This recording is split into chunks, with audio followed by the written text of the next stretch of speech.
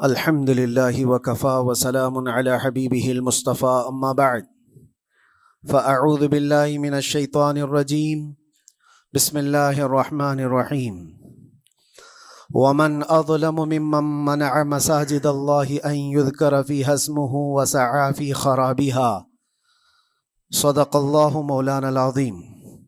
بارگاہ رسالت میں آپ صلی اللہ علیہ وسلم میں درود پاک کا ہدیہ پیش کریں۔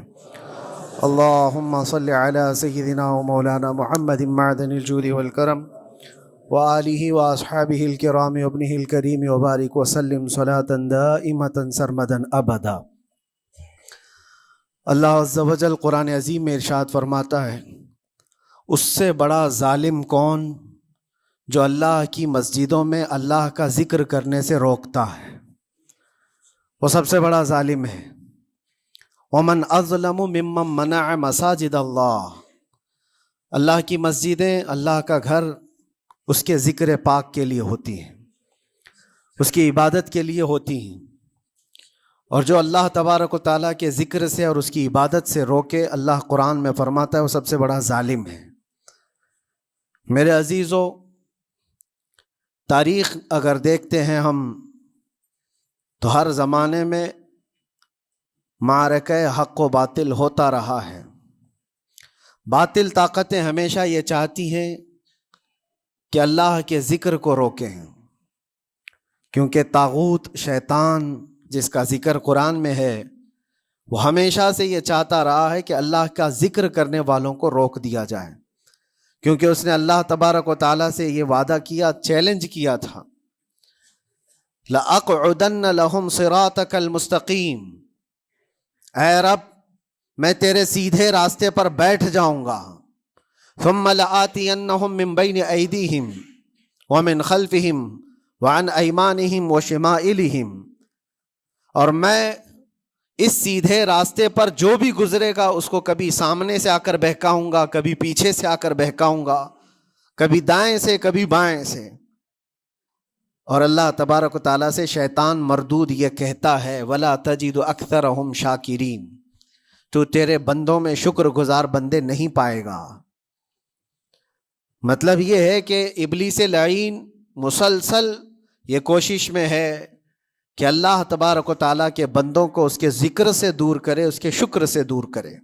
آج بھی وہ کیفیت ہم دیکھتے ہیں کہ سب سے زیادہ اللہ کے ذکر سے روکنے کے لیے جو شیطانی طاقتیں کوشش کر رہی ہیں، مگر میرے عزیزو یہ تمہارا امتحان ہے، تمہارا امتحان ایسا کہ کبھی یہ مت سمجھنا کہ تم خالی ہو، کیونکہ قرآن پاک اللہ تبارک و تعالیٰ 21ویں پارے میں فرماتا ہے، احسب الناس ان یترکوا ان یقولوا آمنا وهم لا یفتنون، کیا لوگ یہ گمان کر کے بیٹھے ہیں کہ وہ ایمان لے آئے تو ہم ان کو آزمائیں گے نہیں،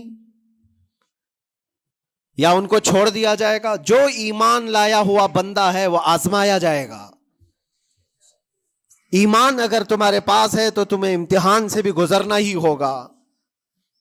یہ ایمان کسی حلوہ پراٹھے کا نام نہیں ہے، کھا کر کے مست نیند سو جائے، پھر اسے اس دار فانی میں، اس دنیا میں امتحانات سے گزار کر کے اپنے ایمان کی کسوٹی کو دکھانا ہوگا۔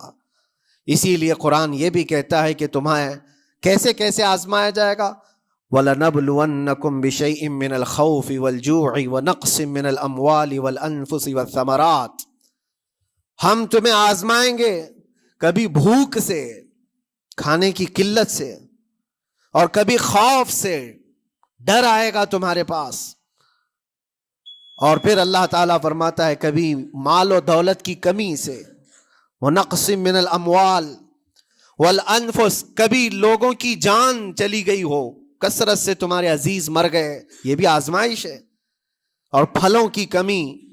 اللہ تعالیٰ فرماتا ہے یہ 5 چیزیں ہیں جو تمہاری زندگی میں آئیں گی اور تمہیں آزمایا جائے گا، اور ان کمیوں کے وقت تمہارا ایمان دیکھا جائے گا، تم کیا کہتے ہو۔ اور اللہ تعالیٰ فرماتا ہے جب کبھی تمہیں بھوک سے آزمایا جائے، خوف سے، ڈر سے آزمایا جائے، اور مال کی کمی سے آزمایا جائے، امتحان لیا جائے، تو اس وقت جو بندہ یہ کہتا ہے اللہ فرماتا ہے انا للہ و انا الیہ راجعون. اللہ تعالیٰ فرماتا ہے ان لوگوں کو یہ بشارت ہے، ان صبر کرنے والوں کو یہ بشارت ہے کہ جب ان پر مصیبت آتی ہے تو یہ کہتے ہیں ہم اللہ ہی کے ہیں اور اللہ ہی کی طرف لوٹنے والے ہیں. یہ مصیبت کے وقت یہ جو 5 چیزوں سے آزمایا گیا ہے، ان آزمائش کے دور پر جو بندہ اللہ تبارک و تعالیٰ کی اس عطا پر راضی رہتا ہے وہ صبر کے ساتھ نکل گیا ہے. آج کے دور میں بھی میرے عزیزو بے شمار جانیں ہماری درمیان سے جا رہی ہیں. آپ کو اندازہ ہے موت اتنی عام ہو گئی ہے، اتنی عام ہو گئی ہے کہ اب لوگوں کو موت پر کوئی افسوس بھی نہیں ہوتا. ہر دن خبریں موت کی سرخیاں چھاپتی ہیں.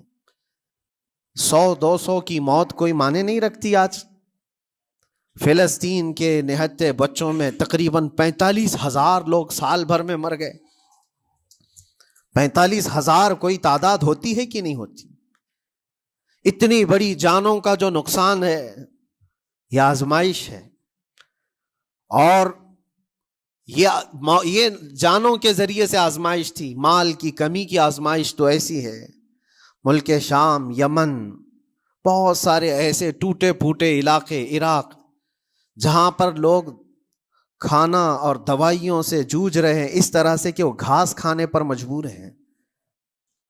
بہت سارے ایسے علاقے جہاں پر چھوٹے بچے پھینکے ہوئے کچرے میں سے دانے چن کر کے کھا لیا کرتے ہیں. وہ اپنے پیٹ کی اس آگ کو بجھانے کے لیے دانے دانے کے لیے ترس رہے ہیں. یہ بھوک کی آزمائش ہے، مال کی کمی کی آزمائش ہے، جانوں کی آزمائش ہے. عزیزان گرامی وقار، اور پھر خوف کے ذریعے سے جو آزمائش ہے وہ ہم دیکھ رہے ہیں آج. خوف ظالموں کے ذریعے سے تم پر مسلط کیا جائے گا. ہر آدمی ڈرا سہما ہوا، ہر آدمی اپنے اندر ایک ڈر لیے بیٹھا ہے کہ نکلوں گا تو کیا ہو جائے گا. ان سب کے درمیان اللہ کی بارگاہ میں سجدہ ریز ہونے کا نام ایمان ہے. سب حالات ہوں گے اس طرح سے، اور انہی حالات کے درمیان جو بندہ اپنا سر جھکاتا ہے مولا کریم کی بارگاہ میں وہ ایمان والا ہے. آؤ اگر ایمان کی کمال کی مثال دیکھنا ہے تو کربلا کے میدان میں کون کون سی آزمائشیں تھیں. بھوک کی بھی آزمائش ہے، پیاس کی بھی آزمائش ہے، جان کی بھی آزمائش ہے، خوف کی بھی آزمائش ہے. سب چیزیں ایک ساتھ کربلا کے میدان میں آئی. رسول اللہ کے گھرانے پر، اہل بیت پر وہ کیسا عظیم امتحان تھا جب وہ 72 لوگوں کا 82 لوگوں کا قافلہ بھوک اور پیاس سے جوجھ رہا ہو. 3 دن سے ان کے اوپر کھانا اور پانی بند ہو، اور ان شہزادوں کے ایمان میں ذرا برابر بھی فرق نہیں آتا. نہ ان کے ایمان میں، نہ حوصلے میں، نہ ہمت میں فرق آتا ہے. 3 دن کے بھوکے اور پیاسے باطل سے نپٹنے کے لیے کس طرح سے کمر بستہ ہے. یہاں تک کہ بھوک کی شدت ایسی تھی کلیجہ منہ کو آئے. 6 ماہ کا بچہ بھی روتے روتے زبان جس کی سوکھ گئی ہو، وہ ماں جو بچے کو دودھ پلاتی ہے اس کے سینے سوکھ چکے ہوں، دودھ ختم ہو چکا ہو ماں کے پستانوں میں، کیسی قلت ہوگی. پانی کا ایک قطرہ ان کے گھر تک نہیں پہنچ پاتا. ماں اپنے بچے کو دودھ نہیں پلا سکتی تھی. اس سے زیادہ کیا آزمائش تھی یہ بھوک اور پیاس کی آزمائش. پھر جانوں کی آزمائش تو ایسی، اللہ اکبر. 56 سال کی عمر کا وہ شہزادہ عالی وقار، سیدہ کائنات فاطمۃ الزہرا کا نور نظر، امام عالی مقام سید الشہداء امام حسین رضی اللہ تعالیٰ عنہ، جب میدان کربلا میں لاشوں کو اٹھاتے تھے، کتنی لاشیں اٹھائی، کبھی بیٹے کی، کبھی بھتیجے کی، کبھی بھانجے کی، کبھی بھائیوں کی، کبھی عزیزوں کی. میاں ہم اپنے گھر سے نکلنے والے ایک جنازے کو اٹھاتے ہیں تو 8 دن تک ہمارے اندر سے ہوش نکل جائے. کوئی اپنے بچے کو اپنے ہاتھوں سے دفن کر کے دیکھے پھر کیفیت پتہ چلتی ہے. امام حسین نے ایک نہیں اپنے لاڈلوں کی لاشیں اس طرح سمیٹی ہیں. ان کے جوان بیٹے علی اکبر کو جب شہید کر کے گھوڑے دوڑائے گئے تھے جسم کے اوپر سے، ٹکڑے الگ ہو چکے تھے، اس کو سمیٹتے ہوئے کون بیٹھا ہے؟ رسول اللہ کا نواسا. اور 6 ماہ کے بچے کو ہاتھ کے اندر ظالموں نے تیر سے ایسا مارا تھا کہ حلقوم پہ چلا گیا ہو، اور 6 ماہ کے علی اصغر کا خون جب امام حسین کے چہرے پر اچھل جاتا ہو، کسی باپ کے ہاتھ میں بیٹا وفات کر جائے اور پھر وہ لے کر کے خیمے میں آئے اور ادھر سے بلکتی ہوئی ماؤں کو اور بہنوں کو بھی دیکھے، ان میں بھی صبر کی تلقین دے. کبھی کبھار میں سوچتا ہوں اللہ یہ کیسے امتحانات سے گزرا تھا فاطمہ کا لال، کیسے امتحانات سے.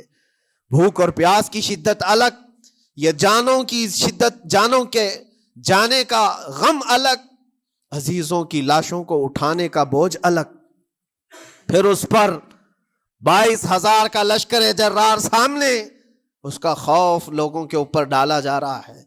عزیزان گرامی وقار، یہ سب چیزیں کیا امام حسین کے قدموں کو ڈگمگا گئیں؟ کیا ان کے خاندان والوں کو بکنے پر مجبور کر دی؟ کیا انہوں نے سمجھوتے کر کے اپنا سب کچھ بیچ ڈالا؟ ایک خیمے کا بچہ بھی، خیمے کا ایک بچہ بھی امام حسین کا نکل کر کے آیا ہو تو مجھے تاریخ بتا دو. بلکہ تاریخ تو آج یہ کہتی ہے سرداد نہ داد دست در دست یزید، حقا کے بنا لا الہ است حسین. سر دے دیا مگر ہاتھ یزید کے ہاتھ میں نہیں دیا. حق تو یہ ہے کہ لا الہ کی جڑ کا نام حسین ہے. آج وہ امتحان قیامت تک کی تمہارے ساتھ ہوتا رہے گا، قیامت تک تمہارے ساتھ یہ آزمائش ہوتی رہے گی، کبھی بھوک سے، کبھی ڈر سے، کبھی جانوں کے نقصان سے. لیکن پھر تمہیں دیکھا جائے گا تم بکتے کتنے ہو، نکلتے کتنے ہو، ہواؤں کے پجاری کتنے ہیں، خواہشات نفس کو ماننے والے کتنے ہیں، اپنے کمفرٹ زون میں جینے کے لیے ایمان کا سودا کرنے والے لوگ کتنے ہیں. یہ آزمائش ہوتی رہے گی. میرے عزیزو، ایمان اس کا نام نہیں ہے کہ تم گھر میں آرام سے بیٹھے رہو گے اور کوئی امتحان نہیں ہوگا. امتحان تو ہوگا، آزمائش تو ہوگی. آج جو بھی حالات ہیں اس پر میں یہی کہوں گا، ایک بات ہو سکتا ہے کروڑوں مسلمانوں کے دلوں میں آج یہ نروس پن آئے، اتنے برے حالات ہوتے ہیں، اللہ ہمارے ساتھ ہے یا نہیں؟ اللہ ہمارے ساتھ ہے یا نہیں؟ ایمان ہمارا صحیح ہے یا نہیں؟ اسلام صحیح ہے یا نہیں؟ یہ شک بھی شیطان تمہارے دل میں ڈالتا ہے. کبھی تمہارے اوپر مصیبتوں کے پہاڑ ٹوٹ جائیں تو شک ڈالتا ہے شیطان تاکہ تمہارا ایمان ڈگمگا جائے. میرے عزیزو، مسلمان ہونے کا مطلب یہ نہیں ہے کہ تم صرف محلات میں جیو گے اور تخت و تاج کے مالک ہی رہو گے، ایسا نہیں ہے. ایمان والوں کو احد میں 70 جانیں بھی دینی پڑی ہے. بدر میں ان کے ساتھ جو معاملات ہوئے ہیں، فتح اگرچہ بدر میں ہوئی لیکن جنگ احد کا اگر منظر دیکھو گے، اللہ اکبر. وہ رسول پاک صلی اللہ تعالی علیہ وسلم کے شہدائی صحابہ جب احد کے میدان میں کھڑے تھے، 70 صحابہ کی ایسے جانیں گئی ہیں. اگر میں تفصیل بتاؤں تو بہت لمبا وقت ہوگا. ایک صحابی ہیں حضرت انس بن نزیر، پورے جسم میں ایک انگلی کے علاوہ کچھ نہیں ملا، کچھ نہیں ملا. شہادت کی ایک انگلی سے ان کو پہچانا گیا. حضرت سعد بن ربیع، یہ ایسے صحابی ہیں جن کا پیٹ پورا پھاڑ دیا گیا تھا اور 12 نیزے مارے گئے تھے. وہ سید الشہداء امیر حمزہ بھی تو اسی احد کے میدان میں شہید ہوئے، جن کو بھالے سے مارا گیا اور چیر کر کے ان کا کلیجہ چبایا گیا تھا. عبداللہ بن جہش اسی میدان میں انتقال کیے ہیں، جن کے جسم کے 80 ٹکڑے کر دیے گئے تھے اور ہر ٹکڑے کا ہار بنا کر ظالموں نے پہنا تھا، ہار بنا لیا تھا جسموں کے. یہ سارے منظر احد کے میدان میں ہوئے. اور کون سے ایمان والے؟ وہ رسول اللہ کی اقتداء میں نماز پڑھنے والے، حضور پاک کے چہرے انور کو دیکھنے والے. جب ان کے ساتھ یہ آزمائشیں ہو سکتی ہیں تو ہم کون سی گاجر مولی ہیں؟ ہمارے ساتھ بھی آزمائشیں ہوں گی. جس کا جیسا ایمان ہوگا ویسا وہ امتحان بھی دے گا، اسی امتحان سے وہ گزارا جائے گا. مگر میں آج کروڑوں مسلمانوں کے دلوں کے بارے میں یہ بات کہنا چاہتا ہوں کہ اگر نروس پن ہے کہ یہ حالات ایسے کیوں ہیں، حالات ہر زمانے میں ہوتے رہیں گے. ستیزہ کار رہا ہے ازل سے تا امروز، شرار ابو لہبی سے چراغ مصطفی. ہماری تاریخ ہے، یہ تاریخ ہے میرے عزیزو. اللہ تعالیٰ قرآن میں فرماتا ہے تِلْكَ الْأَيَّامُ نُدَاوِلُهَا بَيْنَ النَّاسِ، یہ دن ہیں جو ہم لوگوں کے درمیان پلٹتے رہتے ہیں. کبھی تم بادشاہ بنو گے، کبھی فقیر بن جاؤ گے. اور آج جو تخت پر ہیں ہو سکتا ہے وہ کل ڈگر ڈگر گھوم رہے ہوں. آج جن کو طاقت کا نشہ ہے، ہو سکتا ہے وہ بھیک مانگنے پر بھی مجبور ہو جائے. لیکن ایک بات یاد رکھنا، نروس پن اپنے دل میں آنے نہ پائے. ان حالات سے دیکھ کر کے گھبرا نہ جانا. ایمان تمہارا سچا ہے، اللہ کل بھی تمہارے ساتھ، آج بھی تمہارے ساتھ.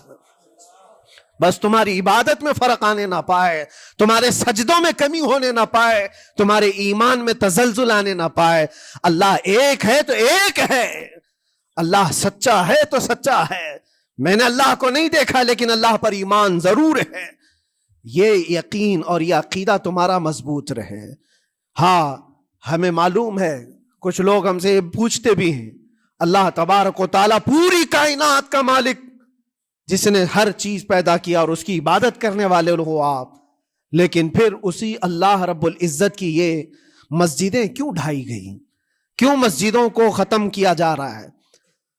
اللہ کے ذکر کو روکنے کے لیے طاقتیں پوری مسجدوں کو ڈھانے کی کیوں بات کرتی ہیں؟ پھر اللہ کچھ کیوں نہیں فرماتا؟ میرے عزیزو، یہ کائنات ہے جس کو اللہ نے اسباب پر بنا کر بھیجا ہے اور تمہیں عمل کے لیے بھیجا گیا ہے. تمہارا عمل دیکھنا ہے، تم کتنے پابند ہو، تم کتنے اپنی حفاظت کرتے ہو، تمہارے ایمان کی، تمہاری عبادتوں کی، تمہاری مسجدوں کی. تم مسجدیں خالی کر کے گھوم رہے ہو، فجر کی نماز میں اپنے گھروں پر سوئے ہو، اور پھر اللہ کے گھروں کی حفاظت کی بات کر رہے ہو کہ مسجدیں ڈھائی جا رہی ہیں، مسجدوں پر آکرمن ہوتا ہے. یہ ساری باتیں کیوں؟ تم جب ان صفوں کو خالی کر دو گے، یہ مسجدیں چیخ چیخ کر پکارتی ہیں اللہ کی بارگاہ میں. پل بھر میں بنا لی، شب بھر میں بنا لی مسجد تو ایمان کی حرارت والوں نے. من اپنا پرانا پاپی تھا، بچپن سے نمازی بن نہ سکے. مسجدیں بڑی بڑی شاندار بنا لینا اور اس کو آباد نہ کرنا، یہ بھی تو ظلم ہے. آپ ان مسجدوں کی حفاظت کی جو بات کر رہے ہیں، ان مسجدوں کی حفاظت صرف کمیٹیاں بنانے سے نہیں ہوتی، نمازوں سے ہوتی ہے، اس کے اندر تلاوت قرآن سے ہوتی ہے. عزیزان گرامی، اور پھر یہ بات ان ظالموں کے لیے کہ اگر وہ ہاتھ لگا کر مسجدوں کو اٹھانا پھینکنا اس کو اپنی طاقت کا ذریعہ سمجھتے ہیں تو سمجھ لو تھوڑے دن کی بات ہے. اگر اسی کا نام طاقت ہے کہ عبادت گاہوں کو مسمار کر کے طاقت کے تخت کو بٹھایا جائے، تو یاد رکھنا بڑھتے بڑھتے بڑھتے تمہارا نشہ کہیں تمہیں فرعون نہ بنا دے. اور اگر فرعون بن گئے تو انتظار کرو، اللہ تعالیٰ بڑے بڑے فرعونوں کو صرف پانی سے ہلاک کرتا ہے. بہت بڑے بڑے نمرودوں کو اللہ تعالیٰ مچھر سے ہلاک کرتا ہے. وہ ابرہہ بھی تو آیا تھا جو کعبہ ڈھانے کے لیے آیا تھا، ہاتھیوں کا لشکر لے کر آیا تھا، جس کا ذکر قرآن پاک میں الم تر کیف فعل ربک باصحاب الفیل. اے محبوب، کیا آپ نے نہیں دیکھا ہاتھی والوں کے ساتھ اللہ نے کیا معاملہ کیا؟ پورا ہاتھیوں کی فوج لے کر آیا تھا کعبے کو ڈھانے کے لیے. ہوا کیا؟ کعبہ کو ڈھانے کے لیے اتنی خطرناک فوج تھی اور مکہ والوں میں لڑنے کی اتنی طاقت نہیں تھی. اللہ کریم نے ابابیل چڑیوں کی ایک فوج کو بھیجا. ہاتھی کہاں اور چڑیا کہاں؟ کوئی مقابلہ ہوتا ہے؟ کوئی مقابلہ ہے؟ تصور میں نہیں آتا. لیکن رب تبارک و تعالیٰ کا ایک دستور ہے، بڑی بڑی طاقتوں کو چھوٹی طاقتوں سے ہلاک کرتا ہے. چھوٹی چھوٹی سی چڑیاں ایک ہاتھ میں تمہارے آ جائیں، ایک چونچ میں اور دو پاؤں میں کنکریاں لے کر آتی تھی، اوپر سے صرف وہ کنکریاں گراتی، ہاتھیوں کے پیٹ پھٹ جاتے اور آگ لگ جاتی تھی. اللہ تبارک و تعالیٰ کی طاقت کا یہ مشاہدہ، قوت کا ایک ہلکا سا اظہار جو مکہ کی ان وادیوں میں ہوا منا، اور اللہ تعالیٰ فرماتا ہے فَجَعَلَهُمْ كَعَصْفٍ مَأْكُولٍ. اللہ نے ان کو ایسا کر دیا جیسے کھائی ہوئی مرغی ہوتی ہے، نوچ نوچ کر کے کھا کر چھوڑی ہوئی مرغی ہو. پوری فوج کی حالت ایسی ہو گئی تھی. کعبہ مکرمہ کو ڈھانے کے لیے آئے، تب اللہ تبارک و تعالی ظالموں کو کس طرح سے نیست و نابود فرمایا. ہمیں یقین ہے میرے عزیزوں، اللہ تبارک و تعالی وہ ابابیل بھیجنے والا مولا آج بھی زندہ اور ہمیشہ زندہ رہے گا. وہ حی اور قیوم ہے، ہمیشہ سے زندہ ہے اور ہمیشہ زندہ رہے گا. لیکن تمہارا امتحان ہوتا رہے گا، تمہارا امتحان ہوتا رہے گا. اللہ کے نبی صلی اللہ تعالی علیہ وسلم کے لیے مدد آئی ہے تو اس کا مطلب یہ نہیں ہے کہ وہ صرف بیٹھ کر کے مدینے میں دعائیں کرتے تھے، نہیں، عمل کے میدان میں اترے بھی ہیں۔ صحابہ نے بھوک اور پیاس برداشت کی ہے، کتنے کتنے دنوں تک وہ ایک کھجور پر پورا دن گزارتے تھے، پیوند لگے کپڑے۔ حضرت ابو ہریرہ فرماتے ہیں ہم تو ایک جنگ سے ایسے واپس آئے تھے کہ ہمارے پاؤں کے پورے ناخن اکھڑ گئے تھے، پاؤں کے ناخن اکھڑ گئے۔ خندق کے میدان میں خود نبی پاک صلی اللہ علیہ وسلم اپنے ہاتھوں سے خندق کھودتے رہے، اور پیٹ پر پتھر باندھنا، یہ سب مشقتیں، سٹرگل کیا ہے۔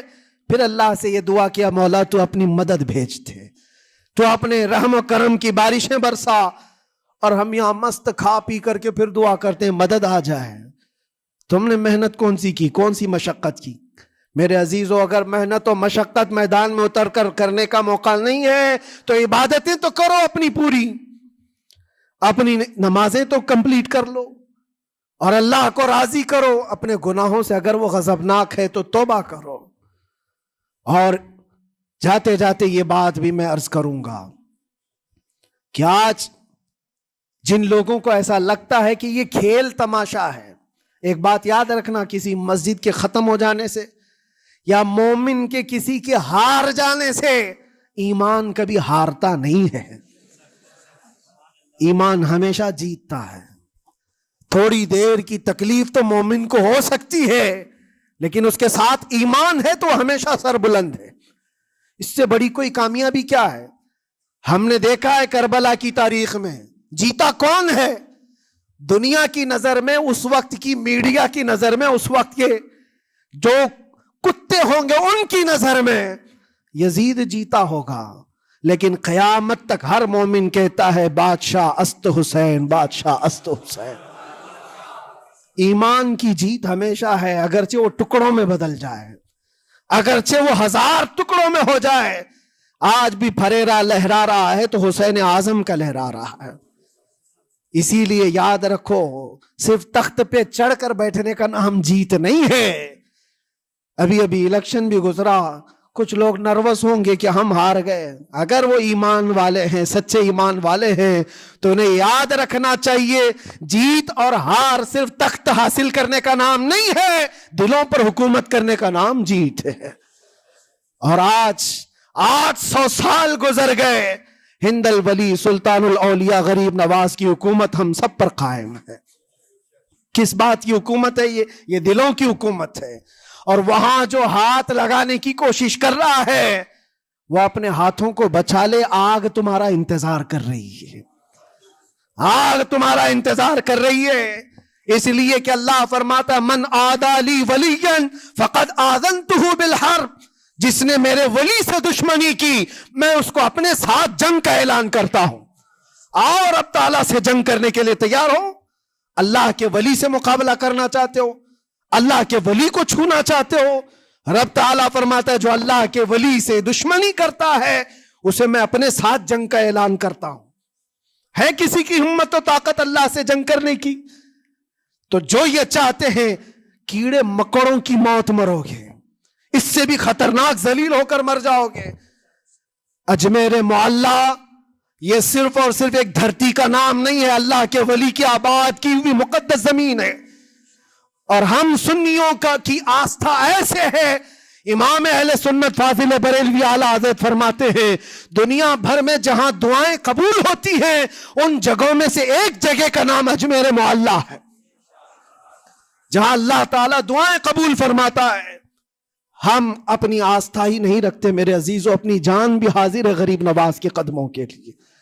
اس لیے میں کہنا چاہتا ہوں سرکار غریب نواز رضی اللہ تعالیٰ عنہ کے رکشک، یہ لوگ اگر یہ سمجھتے ہیں کہ مسلمان بکھر گئے ہیں، ٹوٹے ہیں، بکھرے ہیں، ان کے پاس کوئی طاقت نہیں، کوئی سیاست نہیں، اور ہم جس کو چاہیں آکرمن کر کے ختم کر دیں، ہو سکتا ہے ہم سب کو مار ڈالو تمہاری طاقت کے ذریعے، لیکن وہ غریب نواز ہے۔ اپنے باپ داداؤں کی تاریخ یاد رکھنا، پوچھنا، جو غریب نواز کو اٹھانے کی کوشش کیا اٹھ گیا، اور وہ دھرتی پہ آج بھی آباد ہے۔ انشاءاللہ قیامت تک اجمیر معلیٰ چمکتا رہے گا۔ سرکار غریب نواز رضی اللہ تعالیٰ عنہ کے آستانے سے جو فیض بٹتا ہے، اپنے اور غیر سب وہاں سے فائدہ اٹھاتے ہیں، سب لوگوں کو برابر فائدہ اٹھایا جاتا ہے۔ اسی لیے میرے عزیزو، یہ آزمائشوں کے دور میں میری صرف ایک ہی گزارش ہے، اپنا ایمان مضبوط کرو، اپنا ایمان مضبوط کرو۔ جیسی بھی مصیبتیں آئیں، طاقتیں آئیں، تمہارا سجدے سے سر دور نہ ہونے پائے، اللہ سے غفلت ہونے نہ پائے، تمہارے ذکر و اذکار میں کمی ہونے نہ پائے، مسجدوں سے دور بھاگنے کی کوشش نہ کرو، واپس آ جاؤ، اللہ کی رحمت قریب ہے۔